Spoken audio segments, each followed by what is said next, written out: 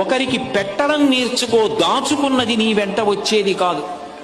నరసింహశతక కర్తే ఒక మాట అంటాడు, తల్లి గర్భము నుండి ధనము తేడెవ్వడు, వెళ్ళిపోయేడినాడు వెంటరాదు, లక్షాధికారైన లవణమన్నమే కాని మెరుగు బంగారంబు మింగబోడు, విత్తమార్జన చేసి విర్రవీగుట గాని కూడబెట్టిన సొమ్ము కుడువలీడు, పుందుగామరుగైన భూమి లోపల పెట్టి దాన ధర్మము లేక దాచి దాచి తుదకు దొంగలకిత్తురో దొరలకవునో, తేనెజుంటీ గలీయవా తెరువరులకు, భూషణ వికాస శ్రీధర్మపుర నివాస దుష్ట సంహార నరసింహ దురిత దూరా.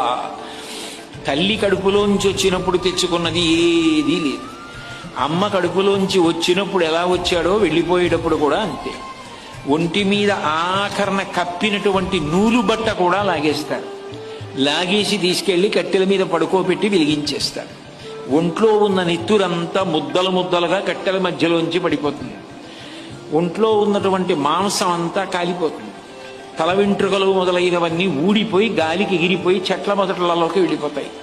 ఎముకలు ఊడి మెల్లిమెల్లిగా కింద పడిపోతే కొడుకు అస్థి సంచయనం చేసి తీసుకెళ్లి గంగా నదులలో కలిపేశాడు. ఏది మిగిలింది?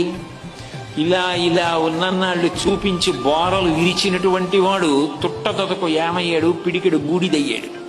ఆయన వెంట